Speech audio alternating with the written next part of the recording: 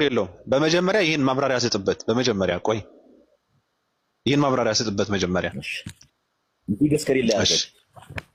ቆይ አንተ መጀመሪያ እሱን ማብራሪያ ስጥበትና እዚህ ጋር ያለውን ቆይ፣ ከዛ ወደ ጥያቄያችን እንገባለን። አተልቀኝ ወንድማችን፣ እሱን ልትከፍት ነው? አተልቀኝ መጽሐፍ ልከፍቼ ላሳያችሁ ነው። እሱ ውሸታም እንደሆነ ላሳያችሁ። ስለ እሷ ነው የምታወራው? ስለተነሳው አጀንዳ ነው? ወደጂ ምን ያህል እንደዋሸች ላሳያችሁ ነው ያልኩት። እሷ ምን አላቃት አታውቅኝ ነው የተነገረው። አንተ ባይበልን አለመጣም ትርጓሜ ስለ ትርጓሜ አይደለም ያወራችሁ እኮ እናሳያችሁ። ጳውሎስ አውርታለች ዋሽታለች የምትለው መጽሐፍ ቅዱስ ላይ ነው። አድርግልንና የሚያወራ ሰው ካለ ሚውት አድርግልን። አባ አሁን እኮ እንትን እኮ ነው። ሰሙ ቆይ ሰሙ ተረጋጋ። ቆይ አንዴ ተረጋጋ። አሁን የምታብራራው ምንድን ነው? አዋልድ መጽሐፍት አይደለ? ጥያቄ ገድላትና ድርሳናት ነው አይደለ? ኦኬ አዋልድ መጽሐፍት ነው አይደለም። መሲ ያወራችውን ሳይሆን እኛ ያወጣነው ነገር ነበረ። እኛ ያልነው ስናወራበት ነገር ነበረ። መሲ በመሃል ገብታ ሐሳብ የሰጠችበት ጉዳይ አለ። እሱን ተወውና ችግር የለውም። እሱ መጨረሻ ላይ ታብራራዋለህ፣ ችግር የለውም። አሁን ደግሞ እዚህ ጋር ሲጠየቅ የነበረውን ስክሪን ላይ ያለውን ሰዓዲ ጋር ያለው ስለሱ ማብራሪያ ስጥ መጀመሪያ። አይሻልም? መሲ ያወራችውን ተወው አንድ ጊዜ በጣም ይቅርታና እኔ የሳዲን መልስ ልመልስ ሳይሆን ሲወራ የነበረውን በጠቅላላ ምላሽ ልሰጥ ነው የገባሁት። አንተ እንዲህ ነኝ ብለህ የምታስብ ከሆነ ባወራችሁ ጠቅላላ ላይ መጽሐፍ እየገለጠ በመጽሐፍ እኮ ተረጋጋ። ቆይ ሰሙ ተረጋጋ። አቡክ ቆይ አንዴ ሰሙ ትጨርስ ትመልሳለህ ብለኸኛል። እንመልስልህ ሰሙ እኮ ትመልሳለህ። ቆይ አንዴ ኧረ ቆይ ስድቡን ተው። የኔ ስጦታ ተረጋጋሽ። ሲሳደቡ የነሱ ምርቃት። እሺ ተረጋጋ። ሰሙ ስሜታዊ አትሁን። ሚውት አድርግና ቆይ። አቡኪ ምን ሐሳብ አለ? ተረጋግቼ ነው መጽሐፉን ገለጠን ውሸታቸውን እናሳያለን። እሺ ችግር የለውም። ቆይ በመጀመሪያ ደረጃ አንዴ ከይቅርታ ጋር ማለት ነው። ባቢሎንም በጣም ይቅርታ። የኔ ስጦታ ረጋ እያልክ አውራ በመጀመሪያ ደረጃ ማለት ነው። ረጋ በል እንትን አትበል። ረጋ ብለህ አውራ። በነገራችን ላይ አንተ ሰሙ ቆይ ይጨርስ። ስሜታዊ አትሁን። ወንድ ነህ፣ ችግር የለውም። ተው ተረጋጋ። ይሄ ሰው በጣም ባለጌ እንደሆነ እናውቃለን። ተሳድቦ ሊወጣ ነው። ሰሙ አንተ አይሳደብም። አይወጣም። ኖርማሊ ማንም ላይ እኔ ላይ ኮሜንት እንዳይሰጥ ያወራችሁ። እሺ ችግር የለውም። አቡኪ ቆይ ሐሳብ ምንድን ነው? እኔ ልመልስላት። ቆይ ትመልሳለሽ። ቆይ ተረጋጋ። እንዴ ተረጋጋ። አቡኪ እንድትወጣ አድርጋችኋታል። ይኸው እኔ ልመልስ እኮ ትመልሳለህ። ቆይ አቡኪ ምን ማለት እንደፈለገ መጀመሪያ እንስማ። ቆይ አንዴ ስለዚህ ድል ሰጣ እኮ ተረጋጋ። እየፈራህ ነው ሰሙ፣ እየፈራህ ነው። እኔ በነገራችን ላይ በጣም ተረጋግቼ ነው የማወራህ እና እኮ በፍቅርና በስነ ስርዓት መልስ እንድትሰጥበት። ቆይ ተረጋጋ መጀመሪያ ተረጋጋ። ቆይ አንዴ ቆይ ሰሙ ምንድን ነው? ወንድ ልጅ አይደለ እንዴ አንተ? ተረጋጋ። ስለዚህ በደንብ ወንድ ልጅ ስለሆንኩ ነው የማወራህ እኮ። ቁማራት አንተም ቁማራት አይደለም። ቁማሩን ነገር ተው። የሚባል ግለሰብ እንዲያወራ አንፈቅድለትም። አሁን የገባው እኛ መልስ እንሰጣለን። አጠቃላይ ሐሳብ ነው ምን መደረግ እንዳለበት ሊያወራ ነው። ቆይ ተረጋጋ። አቡኪ ምንድን ነው? ኧረ እንዴ አንተ በፍቅር ስንይዝ እንትን ነው። ተረጋጋ። አቡኪ ሐሳብህ ምንድን ነው? ካሌብ ቆይ ባቢሎን የተለመደ አንድ ነገር ልናገርና እሺ ቆይ ጌም ላይ ነው። አንድ የተለመደ ነገር አለ። ኧረ ጌም አይደለም ሰሙ። ቆይ ተሳዳቢ ነው ይላሉ ክርስቲያኖች። እኔ አቡኪን እኮ እኛ ብዙ ቤት ይዘነዋል። አቡኪ የሆነች ነገር ተናግሮ ውጡ። አቡኪ ቆይ እኔ ስለምን ነው የምናውቀው? ቆይ ተረጋጋ። አቡኪ እኔ ጋር ትንሽ አውራ። አቡኪ አሁን መስዋዕት አስተያየት እንዲሰጥ አንፈቅድለት። አቡኪ ቆይ አስተያየት አይደለም። ቆይ እኮ እኔ ጋር ያውራ። ባለቤት ነኝ። ቆይ ተረጋጋ። እንዴ ለምን ያወሩት ነገር ታወራለህ? ቆይ መጀመሪያ እንዴት ማውራት እንዳለብን እናውራ። መጀመሪያ ቆይ አንድ ከማን ጋር ነው የምታወራው? ቆይ ተረጋጋ። ሰዎች ነን እንዴት ማውራት እንዳለብን ወዳጆቻችን እኮ ተረጋጋ። መጀመሪያ እኔ አስወጣለሁ። ፈርተሃል። በነገራችን ላይ ያስወጡኛል ምናምን ብለህ ከሆነ ፈርተህ ነው የምትወጣው በራስ ፍላጎት። አቡኪ ተረጋጋ። ቆይ አቡኪ ተረጋጋ። ቆይ አንዴ ሐሳቡ ይጨርስና መሰረት ስላወራችበትን ጉዳይ መጀመሪያ ማብራሪያ ይስጥ። ችግር የለውም። ከዛ ደግሞ እንመለሳለን። እኛ ያነሳነው ሐሳብ አለ ከመጀመሪያ ስለ ድርሳናት ስለሱ እንጠያየቃለን። ቆይ አቡኪ እንደዛ ይሆን? ችግር የለውም። እኔ ፈቃደኛ ነኝ። ኦኬ ችግር የለውም። መብትህ እኮ ነው፣ መብትህ ነው። ግን አንተ ቦታ ሳይሰጥ እድል ሳይሰጥ እኮ ነው እንደፈለክ። ስለኛ መጽሐፍ እሱ ማን ሆኖ ነው የምታስፈቅደው? አንተ እኮ ነው ሊከራከርህ የገባው እኮ እሱ እኮ ነው አንተ ጋር ዲቢት የሚያደርገው። አሁን ቀጥል እሺ። ወዳጄ እኛ ከእሱ ጋር ቶፒክ አለን። አሁን በተነሳው ዙሪያ መልስ እንስጥ ነው። ቶፒክ አለን ከእሱ ጋር እናወራበት። እሺ ቀጥል። አሁን እንትን ይሄን በተነሳው ጨርስ። ኦኬ። በነገራችን ላይ ልጅቷ በጣም አፏን ስትከፍት ነበረ። ምን እያለች ነው? መነኩሳት የኢትዮጵያ ኦርቶዶክስ ቤተክርስቲያን እዛው መነኩሴዎች እዚህ ከሀገር ውጭ የለም። በነገራችን ላይ ልንገራችሁ፣ አንድም ይሄ የእውቀት ሰንካላነት ብለን እንጠራዋለን። ስንኩል እውቀት ባቢሎን መሰረት ያነሳችሁ ምንድነው? ጳውሎስ ኢየሱስ ክርስቶስን አምላክ ነው ብሎ አልሰበከም ነው። አንተ ምንድነው? አሁን ሳዲ ያውራበት እስኪ እኮ መሰረት ሲጨርስ ሀሳብ ስንጨርስ ትግባ።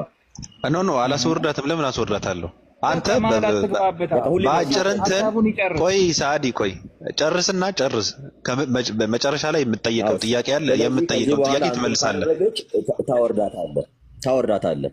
ቀጥል ዝም ብለህ ግድ የለም በቃ ቤስት። ሲጀመር ልጅቷ ዝም ብላ ስቀባዥር ነበር። አሁን ብዙ ጊዜ ስለ ልጅቷ እንደዚህ ነች ምናምን ነገር ሳይሆን ወደ ሀሳብ ግባ። አንተ ደግሞ ወንድማችን ኢንተራፕት አታርገን። እንደፈለገች ስታወራ ዝም ብለህ ሰምተህ እኛ ስናወራ ኢንተራፕት አታርገን።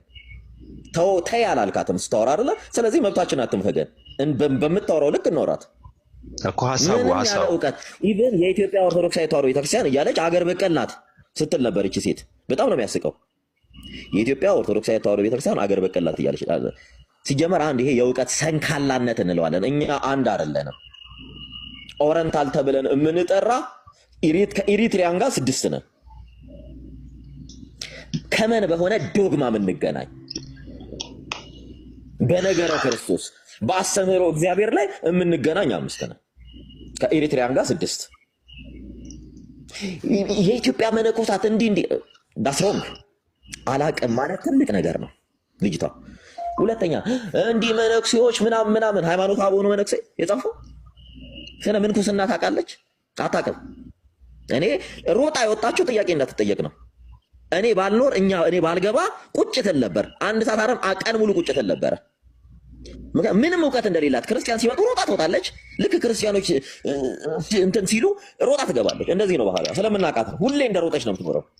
እንምጣ አዋልድ መጽሐፍት ስንል ነበር። አዋልድ መጽሐፍት ብለን የምንጠራቸው ይኸው ጥሬ ትርጉሙ የመጽሐፍት ልጆች ማለት ነው። አስራው መጽሐፍት የምንለው ደግሞ እኛ አስራው መጽሐፍት 80 አሃዱ ብለን የምንቀበለው ነው። 80 አሃዱ ካኖኒካል ቡኮችን የምንቀበላቸው ነው። እነዚህም አዋልድ መጽሐፍት የምንላቸው እኚህ 80 አሃዱን የሚተነትኑ ምስጢሩን አራቀው ትርጓሜውን አቃንተው የሚያቀርቡ በነቢብ የተገለጠውን በገቢር በድርጊት ማለት ነው በትምህርት የተሰጠውን በሰው ሕይወት የሚያሳዩ መጽሐፍት አዋልድ መጽሐፍት ይባላሉ። 10 መጽሐፍት የሚባሉትም ቁጥራቸው 81 የሚሆን አምላካዊት መጽሐፍት ይባላሉ። ይሄን ምን ለሙስሊሞች ሳይሆን ምናልባት ለአንተ ነው ቤዚክ እውቀት እንዲኖር። ምክንያቱም ለሙስሊሞች መጽሐፉ ስላልጻፈ ከሙስሊሞች ጋር የምንናገርበት ቤዚክ ቶፒክ ስላለን አዋልድ መጽሐፍት ልጅነታቸው ለ10 መጽሐፍት ልጅ ከአባቱ አብራክ ከእናቱ ማፀን ተከፍሎ ወላጆቹን መስሎ እንዲወጣ እነዚህም በምስጢርም በእምነትም በስርዓትም የ10 መጽሐፍት ስርና መሰረት ይዘው ተገኝተዋል አዋልድ መጽሐፍት። በመሆኑ በምስጢርም በትምህርትም ከ10 መጽሐፍ የሚቃረን መጽሐፍ ከአዋልድ መጽሐፍት አይመደብምም አይቆጠርምም። ምክንያቱም በሐዋርያው ቃል መሰረት ነገር ግን እኛ ብንሆን ወይም ከሰማይ መልአክ ከሰበክንላችሁ ወንጌል የሚለይ ወንጌልን ቢሰብክላችሁ የተረገመ ይሁን። ይሄም ቅዱስ ጳውሎስ ለገላትያ ክርስቲያኖች በጻፈው መልእክቱ ምዕራፍ 1 ቁጥር 8 ላይ የምታገኙ። ኦኬ እያሳለፍኩ ቶሎ እያልኩ እንትን ልበልላችሁ። እኛ 10 መጽሐፍትና የአዋልድ መጽሐፍ ግንኙነታቸው የሚለው ጋር ባለቤታቸው ቅዱሳት መጽሐፍት ባለቤታቸው ቅዱስ ቤተክርስቲያን ናት። ምክንያቱም ቅዱሳት መጽሐፍት የእግዚአብሔር ገንዘቦች በእርሱም ፈቃድና ምሪት የተጻፉ ሲሆኑ ቤተክርስቲያን ደግሞ እግዚአብሔር በደሙ ያዋጃት በምድር የእግዚአብሔር እንደራሴ የሆነች የጸጋው የገንዘቡ ሁሉ ግምጃ ቤት ናትና የሐዋርያት ሥራ ምዕራፍ 20 ቁጥር 28 ላይ ከእግዚአብሔር የተላኩ ሐዋርያትም መንፈስ ቅዱስ ገልጦላቸው ወንጌልን መልእክታትን የጻፉት ለማን ነው? ለቤተ ክርስቲያን ነው። እንደዚሁ ሁሉ የአዋልድ መጽሐፍት ባለቤት ቤተ ክርስቲያን ናት። ስለዚህ የአዋልድ መጽሐፍ ጻፊዎችም የቤተክርስቲያን ልጆች ሲሆኑ እነርሱም መንፈሰ እግዚአብሔር ይኸው በደንብ እንደገለጠላቸው መጠን መጽሐፍቱን የጻፉት ለቤተ ክርስቲያን ልጆች ለምእመናን ነው። 4 ነጥብ። በመሆኑም ባለቤታቸው ቤተ ክርስቲያን ስለሆነች ለትርጉማቸው፣ ለታሪካቸውና ለምስጢራቸው ሁሉ መጠየቅ ያለባት ቤተ ክርስቲያን ብቻ ናት። ማን ነው በእነዚህ ዙሪያ ጥያቄ ቢነሳበት ቤተክርስቲያን የሚጠይቀው? መጽሐፉ ለተጻፈ ለአድሬስ ለተደረገላቸው ለምእመናን አምነው በዛች ቤተክርስቲያን ውስጥ ብልት ሆነው በደንብ ስሙ፣ ብልት ሆነው በዛች ቤተክርስቲያን ውስጥ አካሏ ውስጥ ለተጨመሩ ነው። ምክንያቱም አንድ ክርስቲያን አንድ ምእመን ክርስቲያን ሆኖ ወደ ቤተክርስቲያን ብልት ሆኖ ወደ ቤተክርስቲያን አካሉ ሲጨመር ቤዚካሊ ማወቅ ያለበት መማር ያለበት ዶግማቲክ የሆኑ ትምህርቶች አሉ። እነዛን ሲጨምር ነው ሲጨርስ ነው። ከዚያም በኋላ ቀጣይ ቤተክርስቲያን አካሏ ውስጥ ከተጨመረ በኋላ ነው ለምእመኑ እኚህ ቅዱሳት መጽሐፍ ትምህርት ሊሰጡት። አንድ ሰው መጽሐፍ ቅዱስን ሳያውቅ የመጽሐፍ ቅዱስ ልጆች የተባሉ አዋልድ መጽሐፍት ላይ የማውራትም እንዲህ ነው የማለት መብት የለውም። መጀመሪያ አጠቃላይ ስንወያይ ዶግማ ላይ ነው። ቆይ ዶግማ ላይ ነው። አጠቃላይ እንደ እየረዘመ እኮ ነው እንዴ? አጠቃላይ ወንድማችን እየጨረስን ያን ሰዓት ስታወራ ረዘመ ሳትላት አላወራችም። አጭር ነው በመሃል ገብታ ያወራችው። ቆይ ሐሳብህን ጠቅልለውና እሰረውና ሐሳብህን አጀንዳ አለን ቀጥል። አጀንዳ አለን ቀጥል። ጨርስ። አጀንዳችን እዚህ ጋር ነው ስላልከን እኮ ነው እዚህ ጋር ነው አይደለም። እኛ ያወጣነውን ነገር አለ ስለሱ ነው የምናወራው። ገብቷል? አይ ኖርማሊ መልስ ሲመለስ ሌላ ነገር ውስጥ አትግባ። አትሄድም። እኛ ያወጣነውን ጥያቄ ሳይጠየቅ ሳትመልስ እኮ አትሄድም። እኔ እንዳትሄድ ነው እድል የሰጠው። ምክንያቱም በምክንያት በማሳበብ መሄድ ስለፈለክ አይደለም። እሺ ቀጥል። ጨርስ። እኛን ስታስቆምን አልነበር? አንተ ለምንድን ነው ማለት የምትገባው? እሺ ጨርስ እኮ ሰዓት ስለገደልክብኝ እኮ ነው። አጀንዳ አለኝ። አንተ ደግሞ ወደ ሌላ ነገር ወሰድክ። ምንም አልገደልንብህም። ሰዓት ምንም አልገደልንብህም።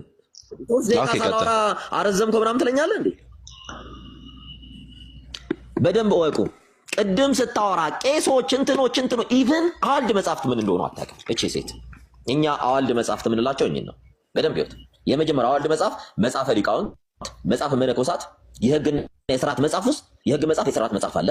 ከዛ የጸሎት መጽሐፍ አሉ። የዜማ መጽሐፍትና ድርሳናት፣ ገድላትና የቁጥር መጽሐፍት እኚህ ናቸው አዋልድ የምንላቸው። ገድላትና ድርሳናት ፓርት ኦፍ አዋልድ መጽሐፍት ናቸው። መጽሐፉን የጻፉት የቤተ ክርስቲያን አባቶች ናቸው። መጽሐፉም የተጻፈው ለምእመናኑ ነው። ኃላፊነት የመጠየቅም የማወቅም ስልጣን ያለው ምእመኑ ነው። አካል ውስጥ የገባ ብቻ ነው። አንድ ሙስሊም መጥቶ ገድል ቢል ምን አገባ? መጀመሪያ መጽሐፍ ቅዱስ አውቃለህ ወይ? መጽሐፍ ቅዱስ እኛ እምነታችንን የምናሳውቅህ ከገድል ተነስተን አይደለም፣ ከመጽሐፍ ቅዱስ ተነስተን ነው። እምነታችን መጽሐፍ ቅዱሳችንን ስታምን ነው ወደ ገድል የምንመጣው ብለን ነው መልስ የምንሰጠው። ስለዚህ መተህ የሆነች ስክሪንሾት አድርገህ ይሄን እንትን በል ብትለኝ ምን አገባህ ነው የምልህ። ምን አገባህ አንተ? ከአንተ ጋር የምንወያየው ቤዚክ ዶክትሪናችን ላይ ነው። መተህ ብልት ሆነ አካሉ ስትገባ ነው እኛ ከአንተ ጋር ዲስከስ የምናደርገው ብለን የምንመልስለት። አሁን አንተ እንዲህ ብትለኝ መጀመሪያ የምጠይቅህ ይሄን ከማወቅ በፊት ሙሉ መጽሐፉ አለ ወይ ብዬ ነው የምጠይቅህ። ስታመጣው ሙሉ መጽሐፉ አለ ወይ ብዬ ነው የምጠይቃት። እሺ ጨርሰናል። አሁን ቴንክ ዩ በቃ እሺ። ፌር እንዲሆን እነሱ ላይ እኛ መጽሐፍ ቅዱስ ላይ እሺ ችግር የለውም። ቆይ አንዴ። ኧረ ካሌብ እንዴ ወደ ጉዳያችን እንግባ። አንተ ደግሞ 2 ደቂቃ ስለምን ልታወራ ነው? 2 ደቂቃ ስለተነሱ ሀሳቦች እድል ሲሰጥህ ታወራበታለህ። ቆይ አንዴ አጀንዳ አለን። እየቀየርኩ አይደለም። ከየት እንደመጣሁ እኮ አልነበርክም እኮ ምን እንደጀመርን እኮ አልነበርክም። ስለዚህ አሁን እናንተ በታችሁ ከተጀመረው መጨረሻ ላይ ከሰማው ጫፍ ይዘህ ሀሳብ ለመስጠት እንትን ጊዜ የምትወስድ ከሆነ ትርጉም የለውም። የተነሳ አጀንዳ አለን እና ስለሱ እናወራለን። አሁን ቆይ አብዱራህማን ነው እዚህ ጋር የነበረው? ቆይ አቡበከር ሄዷል። ከታች ካለ ገባ እኔ ወርድለታለሁ። ቆይ አንተ ሳይሆን ሌላ ሰው አለ የሚወርድ። ቆይ አንድ ችግር የለም እያስገባ ከአንድ ደቂቃ ባወራ ደስ ይለኝ ነበረ ባትቃርነኝ። ለምን መሰለህ ጉዳይ ወደ ሌላ ነገር እየሄደ ነው። አንተ ጫፍ ይዘህ የተጨረሰ ነገር ነው። አንተ ምንም ነገር ለእሷ መለሰላት አይደለ? የአንተ ማውራት ምንም ትርጉም የለውም ካሌብ። ቆይ አንድ ችግር የለውም። ቆይ እሺ የለም ማን ነበረ?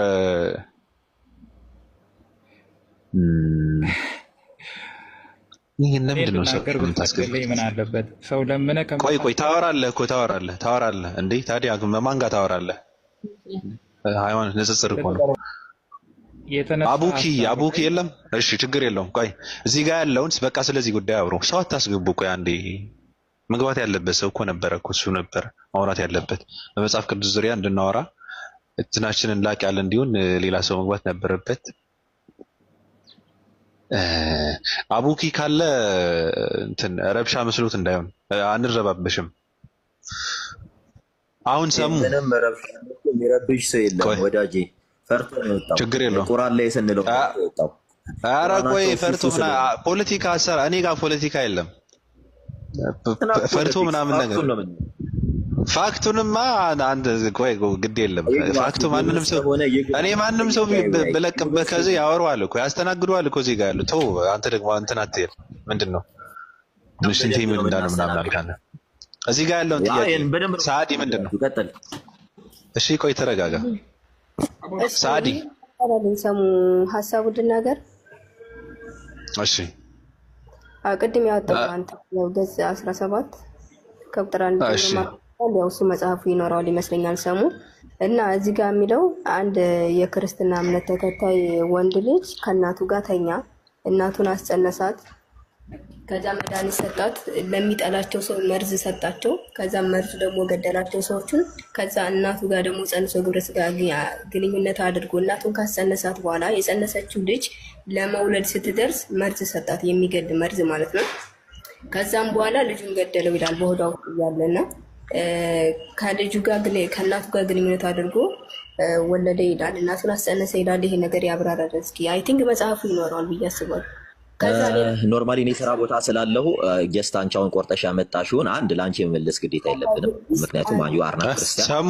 ሁለተኛ ክፍሉ እንደዛ ወንድማችን ኢንተራፕት አድርገና አንተ ሚዲዬተር ነህ አይደል? ትመልሳለህ። እሺ እኮ ትመልሳለህ። ኢንተራፕት ለምን ታደርገናለህ? አወያይ እኮ ትመልሳለህ። አወያይ ነኝ። ስለዚህ ትመልሳለህ ወይ? አወያይ ከሆንክ እኛ መጀመሪያ ላይ አሰርነው መሰለን። እነሱም በቁርአን እኛ በመጽሐፍ ቅዱስ ይጠይቁን። ይሄ እነሱን የሚመለከት መጽሐፍ አይደለም፣ አሳይተናል መጽሐፍ አውጥተን። ስለዚህ አንተን ስለሚመለከት እኮ እየተጠየቅ ነው። መልሳለህ ወይ ነው ጥያቄው። ሰሙ ምንድነው? እሷን አይመለከታትም። አንተ የሚመለከተህ አንተ ነህ። ስለዚህ ትመልሳለህ ወይ? መልሳለህ ወይ? አንተ መልሳለህ ወይ? ለአንተም ለእነሱም በእንዲህ አይነት መጽሐፎች ዙሪያ ለእናንተ ማብራራት አይጠበቅብንም። አምነህ የቤተ ክርስቲያን አካል ውስጥ ብትጨመር የመመለስ ግዴታ አለብን። ተው እንጂ እንዴት ነው የማምነው እኔ? አንድ ሰው አንድ ርኩስ ሰው እናቱ ጋር 10 ጊዜ ተኝቶ እናቱን አስረገዘ የሚልን ሳይገለጽ ሳትነግረኝ ሳታስረዳኝ ማመን አለብኝ? እንደዛ ነው የሚለው ክፍሉ መጽሐፉ እንደዛ ነው የሚለው። ሲጀመር መጽሐፉ እንደዛ ይላል። አዎ አትመልስ አታነብ። እንደዛ ይላል። 10 ጊዜ አለኩ እዚህ ጋር ከእናቴ ጋር 10 ጊዜ ተኝቼ እዚህ ጋር አለ ተለጠፈልኩ። እዚህ ጋር አለ። ግለጡ ቪዲዮ መጽሐፉን ከፈተው። አንተ ወንድ ነህ፣ ልብ አለህ። ይሄን ከፈተው። ያንተ መጽሐፍ አይደለም፣ መጽሐፍ ነው። አይዞህ፣ የተቆረጠ አይደለም። ልብ ካለ ከፈተውና ነው። እኛ ቪዲዮ አይደለ የከፈትነው ቪዲዮ እኮ መጽሐፍ አይደለ? ክፈተው። አንተ ወንድ ነህ፣ ክፈተው። አንተ ክፈት። መጽሐፍህ ነው። ምንድነው የምከፍተው እኔ? መጽሐፍህ ነው። አይመለከታችሁም ማለት እኮ የአንተ መጽሐፍ ነው። ልብ ካለ ወንድ ከሆንክ ስለዚህ ነገር ማብራራት የምችል ከሆነ የለም ብለሃል። ክፈተውና አሳየን። እየነገርን የሚባል ነገር የለም። ስለዚህ ችግር የለውም። የፈለግከውን በለኝ። እኔ የፈለግከውን ቦታ አስቀምጠኝ። እኛ መጽሐፍ ወንድነህ መጽሐፍህ ነው አይደለ? ክፈተው። ተገለጠልህ እኮ ኖ ተገለጠልህ። እናቱ 10 ጊዜ አድርጎ ያስረገዘ እርኩስ ሰው አለ እየተባልክ ነው እዚህ ጋር። ስለዚህ መጽሐፍህን የምትኮራራበት ከሆነ ክፈተውና አሳይ። ወንድነህ አይ ላንብብል መጽሐፉን ትከፍተዋለህ። ስለዚህ ነገር ነው የምታብራራው። ወዳጄ መጽሐፉን ትከፍተዋለህ ሳይሆን መጽሐፉን አንብብልን። ሲጀመር እያነበብኩ ነው።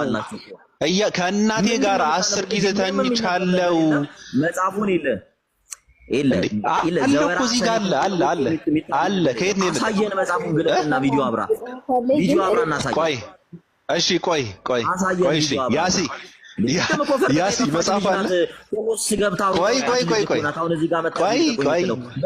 ቆይ ክፈተው መጽሐፉን። ስንክሳር አለ። ባቢሎን ስንክሳር ዘወርሃ ሰኔ ካሌብ ቆይ አንዴ ቆይ በመሀል መግባት የሚባል ነገር የለም። መጽሐፍ ይከፍታል። ቆይ ለምን ትቀልዳለህ? የሌለን መጽሐፍ የለም። እኛ ጋር ሁሉ መጽሐፍ አለ። እሺ ስንክሳር ክፈት።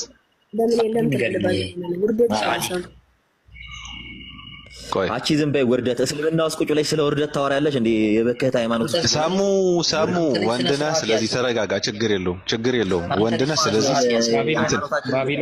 ቆይ ካሌብ መረጃ ልጠይቅ። መጽሐፉ የት ነው የሚገኘው? ማንበብ እፈልጋለሁ። እኔም መከታተል ስለምፈልግ አሁን ኦኬ ቆይ ይከፈታል። አሁን ስንክሳር አለ። ያሲ ቆይ እባካችሁ ተረጋጉ። እንዴ ከፈተላችሁ ሳዲ ቆይ ስንክሳር ዘወርሃ ሰኔ ላይ እዚህ ጋር እንትን እንበላችሁና ምን ይላል መሰላችሁ? ቆይ ሰሙ መጽሐፉን ክፈተው አልክ እኮ። መጽሐፉን ክፈተው አላልክም? መጽሐፉን ተከፍተዋል። መጽሐፉ ተከፈተ። ቆይ አጥፏቸው ግደሉ።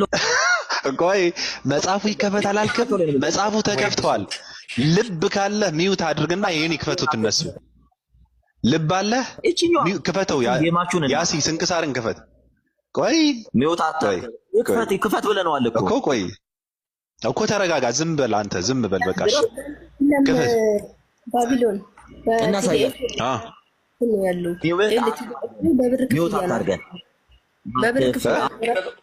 በብር ክፍያ ነው ያለኝ። ሳዲ እኔን አዳምጪ። ሳዲ እኔም ከፍዬ ነው መጽሐፍ ያዝኩት።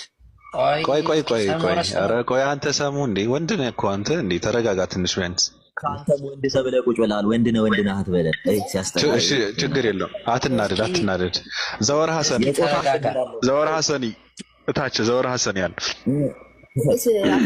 ኧረ ተረጋጋ። ምን ሆነህ ነው ሰሙ እንዴ? ትልቅ ሰዎች አይደለን እንዴ? ተረጋጋ። ሊነበብልህ ነው። ቆይ ስንተኛ ቁጥር ላይ ሳዲ? 6 ቁጥር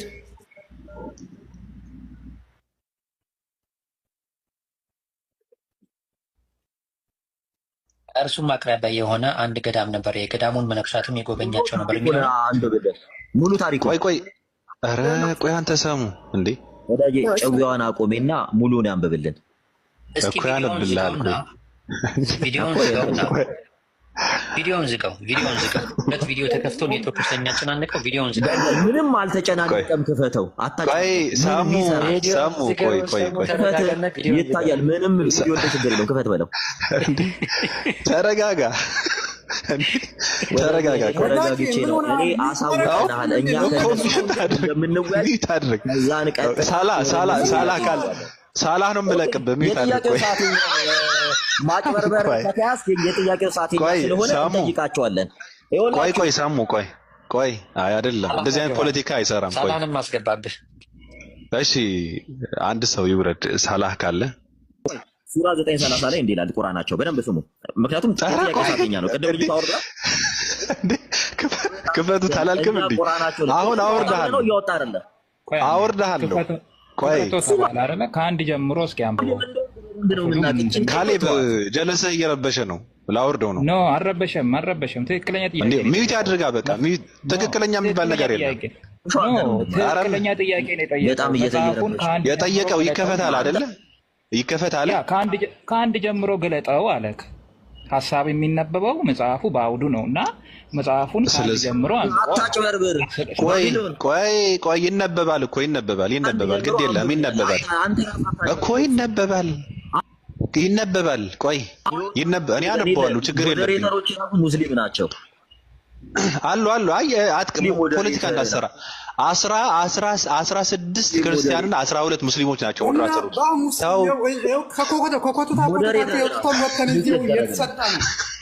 አለን እኮ እዚህ ዱቅ ብለናል። ያው ከራሴ ወጣን ሙስሊም ሞዴሬተር አንሳ ቆይ ሳሙ ተረጋጋ። አይደለ እንዴ? ምንድነው እንደዚህ የሚያርበተብት? ቅድም 10 ደቂቃ ተናግራል። አሁን ልጁ ይናገርበት። ኮተትን ይዘረገፋል። ይሄ ትተነው የትውልድ እንናገራለን። በል ከአንድ ጀምሮ አንብብ። ከአንድ ጀምሮ ያሲ በፈጠረ አምላክ አንብበው፣ ሙሉ አንብበው። አንድ አምላክ ሰሙ ምን ታድርጉሽ?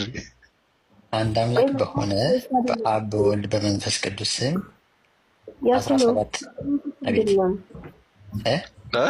መጽሐፉ እሱ አይደለም ሲጀምር አለ ራሱ ነው ሳዲ ቆይ ምንድነው ተመካከራችሁ ገብታችሁ መጽሐፉ የቱ እንደሆነ አታውቁም? ኖ ስናወራበት ስለነበረ ነው። ሰሙ ምንም መመካከር የለም። ከመምጣት በፊት ስናወራበት የነበረ አጀንዳ ሰሙ ቆይ ግድ የለም አንብብ። ያሲ አንብብ፣ ጊዜ መግደል የለብህም። ያሲ አንብብ። ቆይ እሺ ደጋሚ ሚውት ግን የለ ሚውት ካረከው ሌላ ነገር እየፈለክ ነው ማለት። አንተም መክፈት የለብህም። በቃ ሚውት አድርግና እኔ ሚውት አድርጋለሁ። ያሲ ያንብበው። በቃ ሚውት እናድርግ። እኔ እናንተ ሚውት አታድርጉት። ቆይ ራሱ ሚውት ያድርግ። ቆይ እንዴ የሚገርም ነገር ሚውት የሚያደርግህ አመንክም አላመንክም ክርስቲያን ነው። ቆይ ቀጥል ያሲ ቀጥል። ምክንያቱም እየረበሽክ ነው። አይደለም ቆይ እሺ ቆይ ችግር የለውም። ያንብበው። አንተም ራሱ ሙስሊም ነው። እሺ ነኝ ችግር የለውም። ያንብበው። ከመጀመሪያ ተገድ የለም አንብብ። ሚውት እናድርግ። አንብብ። ይህም አባት በብህንሳ አገር ነበር። ጎልማሳ በነበረ ጊዜም ነፍሱን ሊያድናት የሚሻ ይጣላት ነፍሱን ስለ እኔ የጣላትም ያገኛታል፣ ለዘላለም ሕይወትም ይጠብቃታል የሚለውን በቅዱስ ወንጌል ውስጥ የተጻፈውን የሕያው ንጉሡን ቃል ሰማ። ወዲያውኑም ልቡ ስለ እግዚአብሔር ፍቅርና ስለ ዘላለማዊ ተድላ ስለ እሳት ነደደ። ቅዱስ ቁርባንንም ተቀብሎ በስዋት ወደሚባል ገዳም ሄደ። በጾም በጸሎትና በስግደት ታላቅ ተጋድሎን ያለ ማቋረጥ ይጋደል ጀመር። 7 ቀንም ይጾም ነበር። የእግዚአብሔር መልአክ ተገለጸለትና የምንኩስና ልብስን ያለብሰው ዘንድ ወደ አባ ኢስሮዶስ እንዲሄድ አዘዘው። እርሱም መልአኩ እንዳዘዘው ሄደ። አባ ኢስሮዶስም በልብሱና በአስኬማው ላይ 40 ቀኖች ጸለየ። ከዚያም በኋላ ልብሱንና አስኬማውን አለበሰው።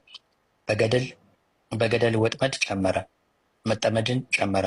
ከዚህም በኋላ በመምህሩ ፈቃድ ገድል ቆይ ይቅርታ፣ በስርዓት አንብቦ ገደል ሳይሆን የሚለው በገድል መጠመድን ጨመረ። ገደል ሊያስገባ ነው። አሁን ግድ የለም ሰሙ ሚዩት አድርግ። ያለን የምትሉት ቀጥል።